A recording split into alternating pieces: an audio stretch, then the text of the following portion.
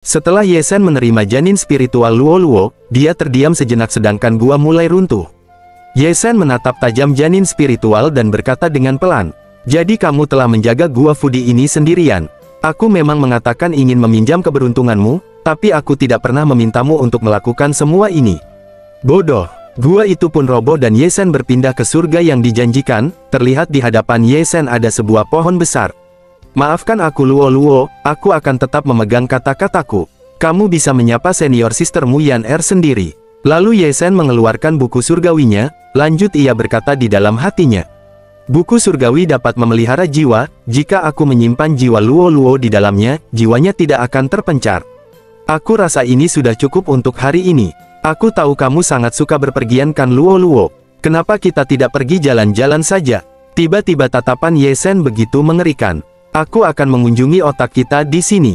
Xiao Qiao dan Xiao Chun kebingungan, karena mereka pun merasakan guncangan dari robohnya gua Fudi Cave.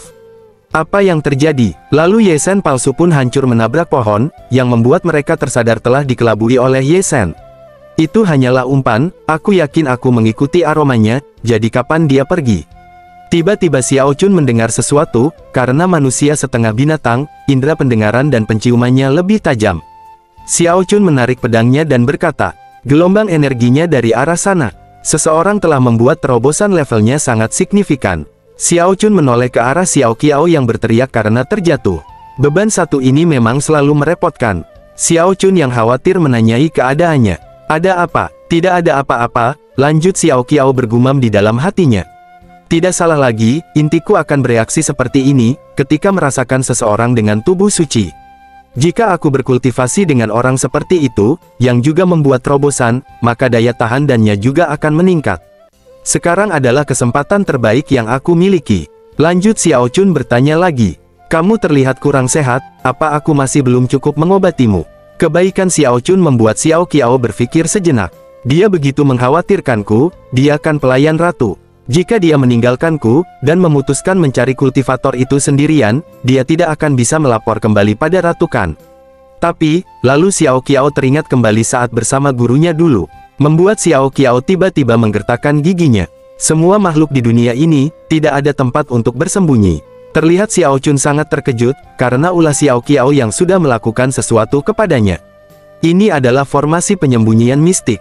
Dengan ekspresi dingin, Xiao Qiao berkata kepada Xiao Chun, "Hari ini, aku akan mengejar pria yang terus diawasi oleh ratu. Dia adalah tubuh suci langka yang tidak pernah terlihat selama 100 tahun. Akhirnya aku bisa mengisi kembali inner dan masterku, untuk memperpanjang umurnya." Dengan nada mengancam Xiao Qiao menegaskan, "Tolong jangan ikut campur jenderal. Kalau tidak." Belum sempat Xiao Qiao menyelesaikan perkataannya, tiba-tiba Xiao Chun menatap tajam, dan dengan mudah dia menghancurkan formasi yang dibuat oleh Xiao Qiao, untuk menahan pergerakannya. Lanjut Xiao Chun berkata dengan nada dingin, "Kau tidak berharap dapat mengalahkanku kan?" Lalu Xiao Chun menodongkan pedangnya ke arah Xiao Qiao. "Jika kau bersikap baik dan membiarkanku mengurus urusan yang mulia, mungkin dia akan mengabaikan pertanyaan bodohmu. Tapi itu tidak mungkin terjadi, jika kau bertindak di luar batas." Terlihat Xiao Qiao bercucuran keringat, dengan pedang yang sudah menghunus di samping lehernya. Lanjut Xiao Chun berkata, "Dan untuk itu, inikah yang diajarkan mastermu? Semua pembicaraan itu, kau masih mengandalkan orang lain untuk melakukan segalanya untukmu." Perkataan Xiao Chun yang sangat menusuk, membuat Xiao Qiao sangat marah. Khas-khas orang rendahan sekali, yang menggunakan cara-cara seperti itu. Dengan nada yang dingin Xiao Qiao berkata, "Tarik kembali ucapanmu." Lalu ia berteriak, dan menggenggam mata pedangnya kuat-kuat, sehingga tangan Xiao Qiao berlumuran cairan merah. "Aku bilang tarik kembali ucapanmu. Apa hubungannya kebebananku dengan masterku?" Kemarahan Xiao Qiao membuat dia untuk menggunakan formasi yang lebih kuat dari sebelumnya. Terlihat pancaran aura yang mengelilingi tubuh Xiao Chun. Xiao Chun melakukan hal yang sama untuk menghancurkan formasi Xiao Qiao, namun itu percuma saja. Lanjut Xiao Qiao berkata, "Percuma saja, beristirahatlah di dalam Earth Spirit formasi milikku." Terlihat di dada Xiao Chun terbentuk segel yang ditanamkan oleh Xiao Qiao, pada saat Xiao Qiao bersembunyi di balik pohon, lalu ia menempelkan wajahnya tepat di tengah-tengah belahan bobanya.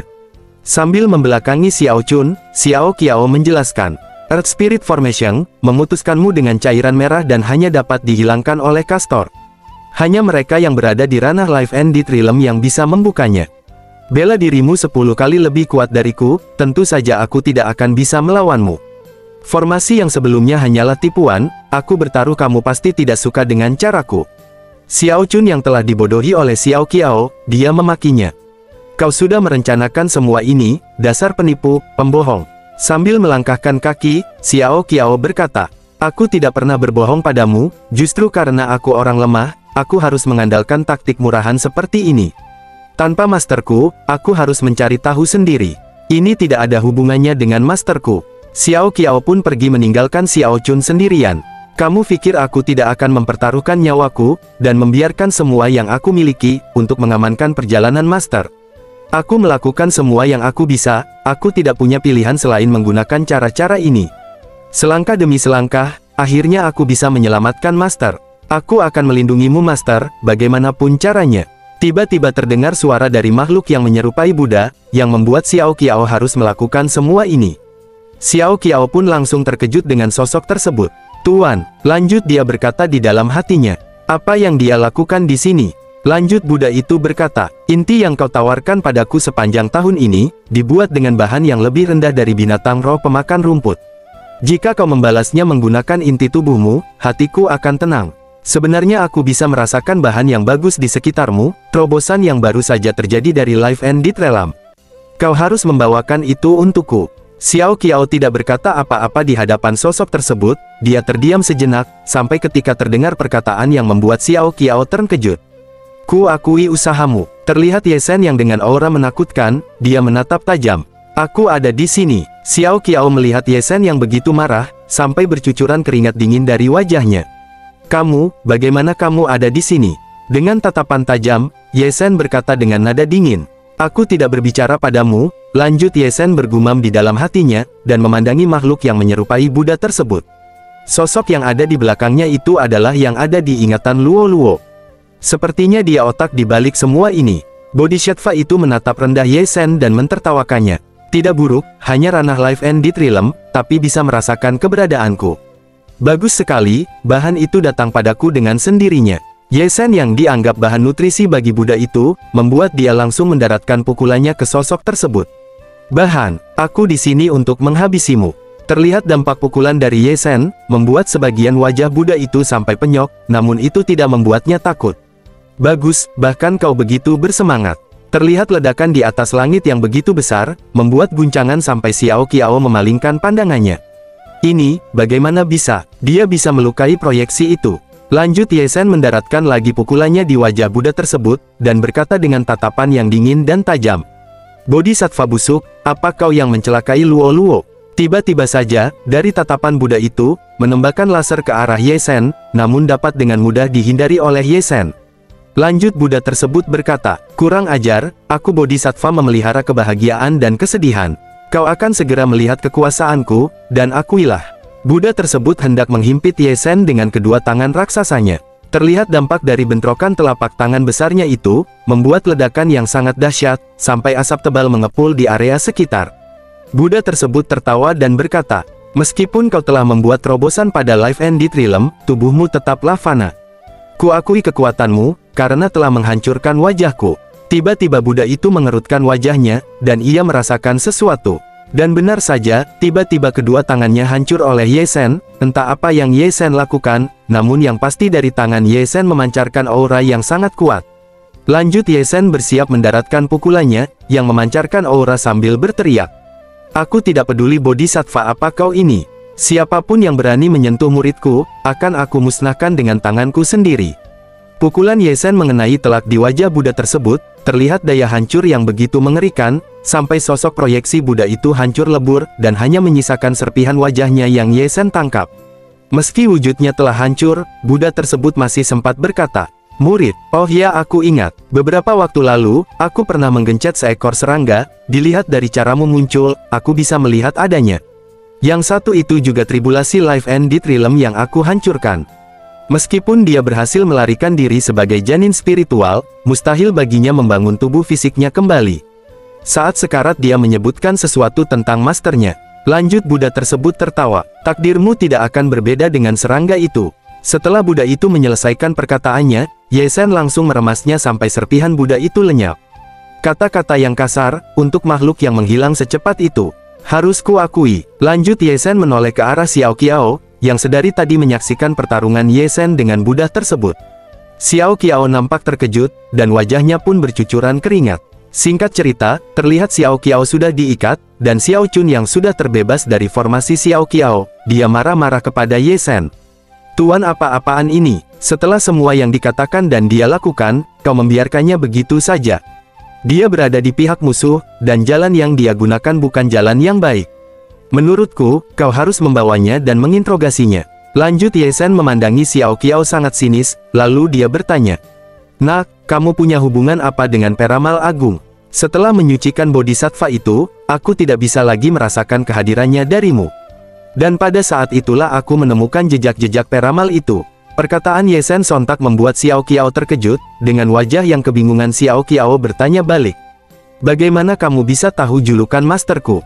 Lalu Xiao Chun ikut bersuara dan berkata, apa, peramal menakutkan itu adalah mastermu? Lanjut Xiao Chun menjelaskan tentang Ye Sen kepada Xiao Qiao. Orang yang berdiri di depanmu ini adalah Yang Mulia, dia adalah masternya Ratu. Mendengar perkataan Xiao Chun, membuat Xiao Qiao memperhatikan Ye Sen dengan wajah yang terkejut. Jadi dia adalah pendiri masterku. Dialah sang Demon Supreme legendaris. Aku pikir, dia adalah patua berambut putih. Lanjut Ye Sen berkata, jika peramal itu sudah memberikannya kepadamu, aku khawatir umurnya akan menjadi seperti umur manusia biasa sekarang. Dan itu disebabkan bodhisattva busuk itu juga. Xiao Qiao pun berkata dengan menyalahkan dirinya sendiri. Itu semua karena aku, kesalahan seseorang sepertiku, yang telah membuka kesempatan untuk bajigur itu.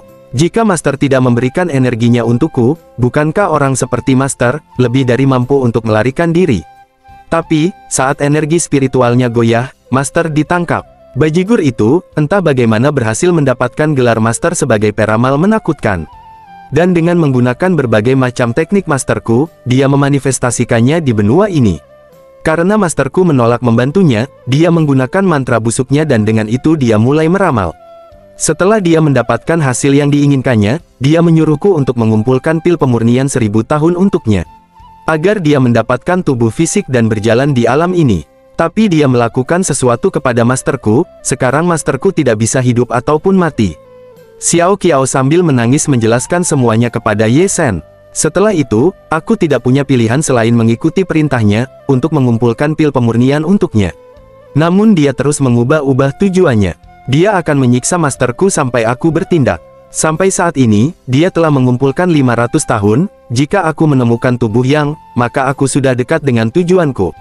Namun, bodhisattva itu adalah makhluk luar alam ini, yang tak seorang pun bisa melihatnya datang, dalam sekejap dia telah memutuskan hubungan kami begitu saja. Aku tidak bisa menemukannya lagi, aku tidak bisa menemukan masterku. Setelah Ye Sen mendengar penjelasan Xiao Qiao, dia berkata dan menenangkan kekhawatiran Xiao Qiao terhadap gurunya. Tidak perlu menangis, aku punya rencana. Pindah dulu ke situasi Yan Er yang mendapatkan kabar dari Xiao Chun. Apa, kalian akan mengambil jalan memutar? Xiao Chun, aku hanya ingin kamu menemaninya dan segera kembali, kenapa kalian menghabiskan 3 hari lagi di selatan, sebelum kembali ke kota? Yang Mulia, kultivator wanita itu benar-benar ingin menyelamatkan masternya. Anda terdengar kurang sehat, beristirahatlah. Yang Mulia, aku menghabiskan sebagian besar kultivasiku, untuk menyelamatkan kultivator gadis ini, jika aku mencoba membaca pikirannya sekarang, aku khawatir itu akan berdampak pada tubuh fisikku. Xiao Chun, apa kau mendapatkan masalah? Kau menghabiskan kultivasimu, dan selain itu, tidak peduli seberapa jauh tepi selatan, seharusnya hanya butuh setengah hari dengan formasi dan jimat. Katakan yang sebenarnya, Supreme bilang, di tepi selatan ada bunga langka yang disebut Bian, yang berwarna merah indah. Bunga itu tumbuh di bawah tanah jurang Long Yuan, dan sulit didapat, namun cocok untuk Anda. Sempurna sebagai dekorasi pernikahan. Apa dia benar-benar bilang begitu Xiao Chun? Singkat cerita, setelah Xiao Chun selesai menyampaikan laporan kepada Yan Er, ia nampak sedikit murung sambil bergumam di dalam hatinya. Aku berjanji tidak akan berbohong pada Yang Mulia, tapi aku tidak bisa menepati janjiku. Tapi sekarang Tetua Blood River, sedang mengawasi kota luar Sekte Wuji dengan mata elangnya. Yang Mulia tidak boleh lagi mendapatkan gangguan lain. Aku akan menyerahkan masalah Eri Deviner pada Supreme sendiri. Bukannya tadi dia bilang punya rencana. Terlihat Ye Sen yang sedang menelusuri jejak bodhisattva dengan auranya. Dapat Dalam pertarungan tadi, aku telah memasukkan ki milikku ke dalam proyeksinya, membuatnya tidak bisa bersembunyi. Tapi makhluk itu bukannya salah satu dari 5 elemen kan? Meskipun kamu menemukannya melalui 5 elemen, yang disebut melampaui 5 elemen, berarti tanpa pikiran diri sendiri, atau hasrat daerah keruh tanpa bentuk. Di benua Canyuan, bahkan kultivator kuat sekalipun, mereka harus melepaskan tubuh fisik mereka, untuk dapat memasukinya.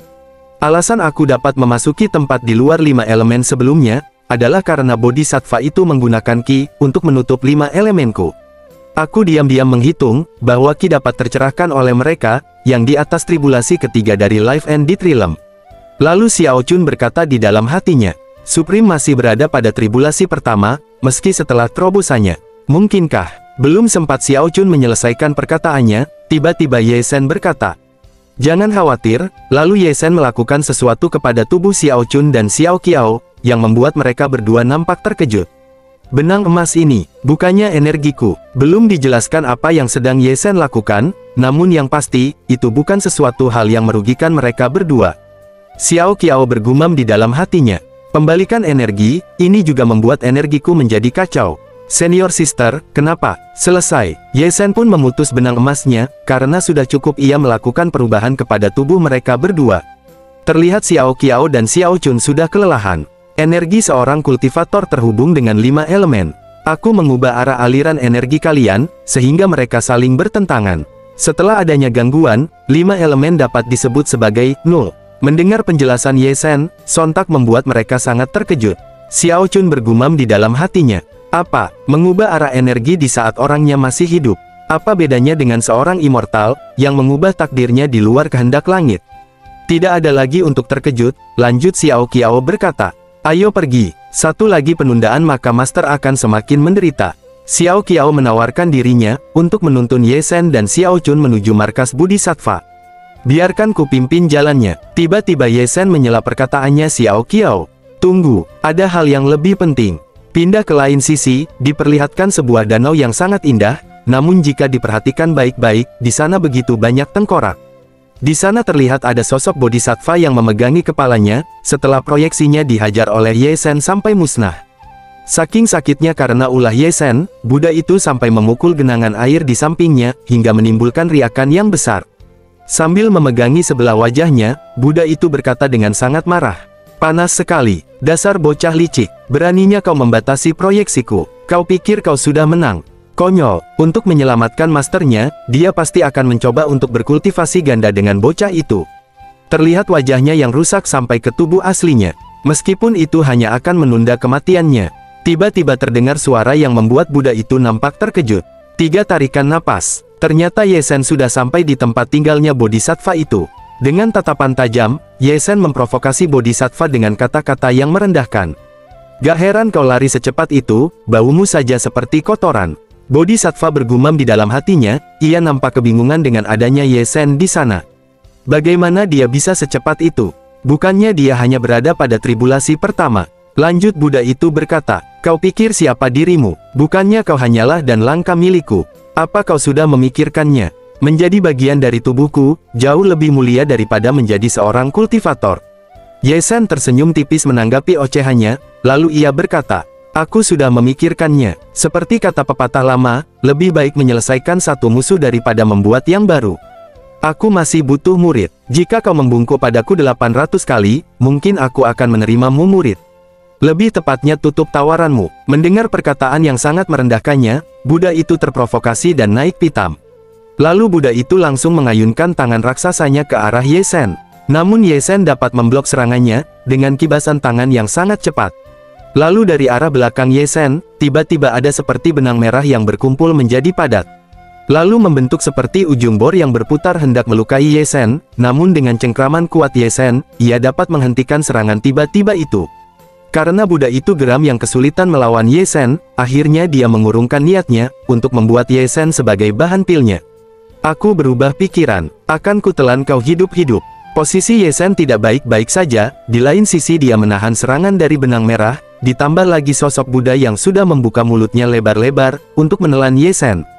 Namun terlihat Ye Shen masih tetap tenang, meski posisinya seperti itu, dia sempat memikirkan Xiao Qiao dan Xiao Chun.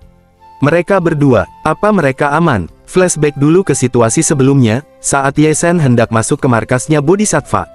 Tunggu, ada hal yang lebih penting. Terlihat Xiao Qiao yang tidak sabar, ingin segera menyelamatkan gurunya.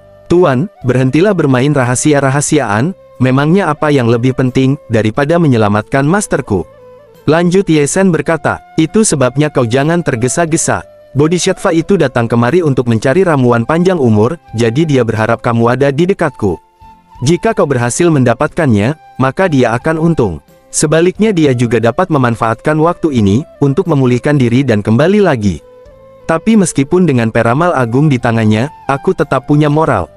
Supreme Demon, sebaiknya katakan langsung saja, apa yang harus kami lakukan. Lanjut Ye Shen menjelaskan rencananya. Buat pengalihan, saat kita masuk di luar 5 elemen, kita akan segera berpisah menjadi 2 kelompok.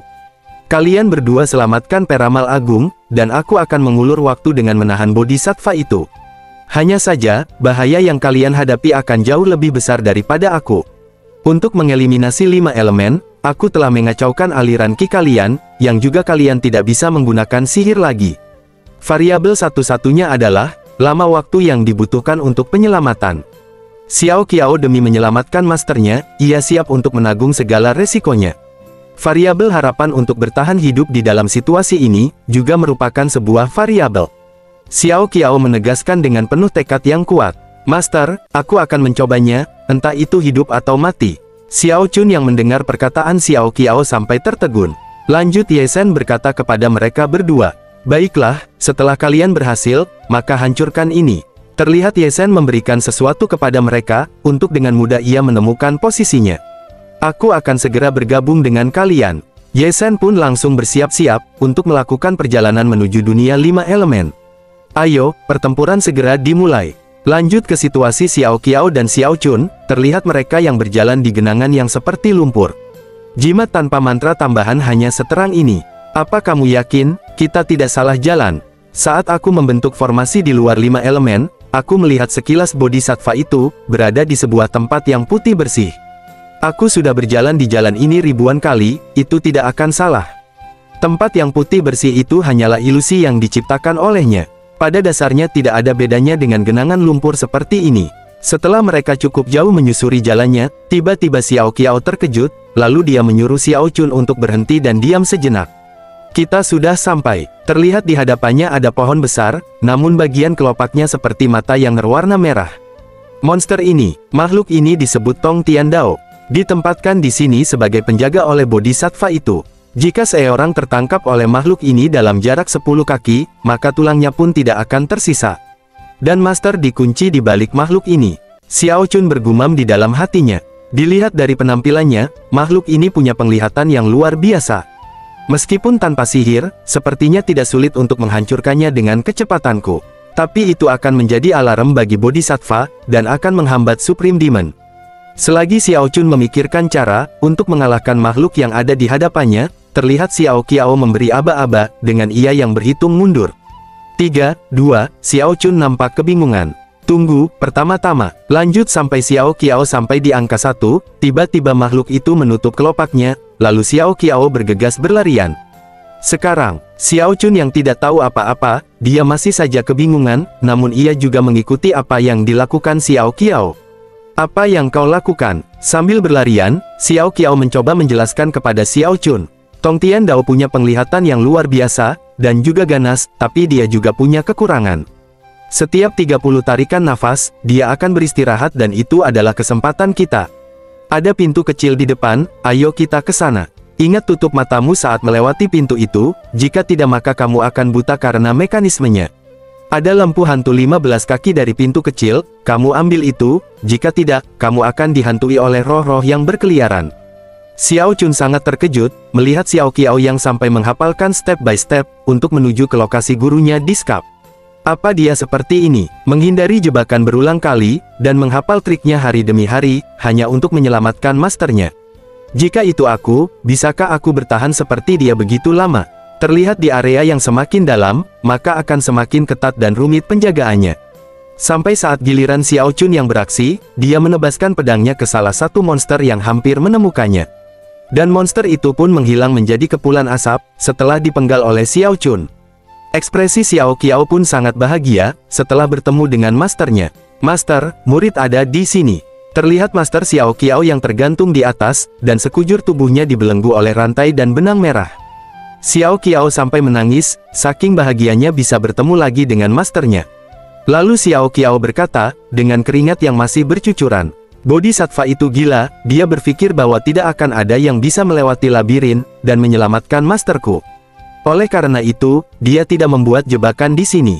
Jenderal, selama kita bisa melepaskan paku ekstasi dari tubuh master, dan memotong rantai besinya, kita bisa menyelamatkannya. Xiao Chun memperhatikan sesuatu, dan meneliti sebelum bertindak, lalu ia berkata, baunya gak enak. Xiao Qiao nampak kebingungan, mendengar apa yang dikatakan oleh Xiao Chun. Lanjut Xiao Chun menjelaskan, ada bau benang pemecah jiwa, dalam diri Eri Diviner, benang itu terjerat di dalam kinya, dan sulit untuk diuraikan. Benang itu dapat menghubungkan si pemberi dan si penerima, jika benang itu putus, bukan hanya si penerima yang mati, tapi si pemberi juga akan menyadarinya. Xiao Qiao yang mendengar penjelasan Xiao Chun, dia langsung terdiam mematung, lalu tergambar bayang-bayang kenangan saat masih bersama dengan masternya. Xiao Qiao sangat terpukul, dengan kesempatan yang sudah ada di depan mata, namun ia tidak dapat meraihnya. Wajah Xiao Qiao terlihat sangat sedih, dan matanya pun sudah berkaca-kaca. Aku masih tidak bisa menyelamatkannya. Lalu terdengar ucapan dari Xiao Chun, yang membuatnya sedikit ada harapan untuk menyelamatkan masternya. Jangan bodoh, Demon Supreme sudah mengirim kita ke sini. Lalu Xiao Chun memperlihatkan sebuah jimat yang berwarna biru, dan dia memberikannya kepada Xiao Qiao. Ini, jimat pembangkitan milik Yang Mulia. Bisa digunakan untuk membangkitkan orang yang sudah mati. Lanjut Xiao Chun membayangkan kejadian sebelumnya. Sepertinya Supreme sudah menyadari kalau aku memiliki benda ini. Bagaimanapun juga aura Yang Mulia ada di benda ini. Benang pemecah jiwa hanya mengenali si pemberi, bukan si penerima. Yang perlu kau lakukan adalah, gunakan rambutmu dan ikat di sekitar jimat. Dan itu akan bertukar tempat dengan Eri Diviner. Pindah ke pertarungan Buddha dan Ye Shen. Tiba-tiba Bodhisattva merasakan sesuatu, dan ia menoleh ke arah lain lalu berkata, benang pemecah jiwa bereaksi, apa aku keliru? Selagi Buddha itu tidak fokus dengan pertarungan, terlihat Ye Shen yang sudah menerjang, dengan bersiap-siap mendaratkan pukulannya. Dampak serangan Ye Shen yang mengenai telak ke tubuh Buddha tersebut, membuat daya hancur yang begitu dahsyat. Dengan tatapan tajam Ye Shen berkata, oi, kau lihat kemana? Kau harus fokus saat bertarung, aku akan menghajarmu sekarang mengerti. Terlihat bentuk fisik Buddha itu hancur berserakan, hanya tersisa bagian kepalanya yang masih utuh. Dengan nada penuh amarah Buddha itu berkata, bocah, apa kau belum menyadari situasinya? Tiba-tiba Buddha itu merubah wujud Buddhanya, menjadi cairan hitam yang hendak menyelimuti Ye Shen, dan mengunci pergerakannya. Di sini kau berada di dalam kendali telapak tanganku. Ye Shen tetap tenang berdiri tegak, dan sosok Buddha itu menunjukkan wujud sebenarnya, yang memiliki banyak kepala yang seperti monster.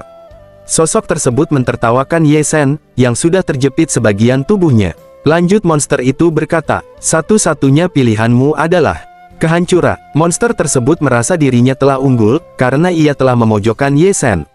Berisik sekali suara apa itu? Apa yang kau lakukan? Ye Shen menatap tajam dan berkata dengan nada yang dingin. Bukan apa yang kulakukan, tapi apa yang akan aku lakukan. Tiba-tiba Ye Shen menghentakkan tubuhnya dalam satu tarikan nafas, dan bagian tubuh monster yang membelenggu Ye Shen pun langsung sirna dalam sekejap. Monster itu sangat terkejut, lalu Ye Shen menunjuk monster tersebut sambil berkata, aku akhirnya bisa mengalahkanmu tanpa penyesalan. Dan video pun bersambung.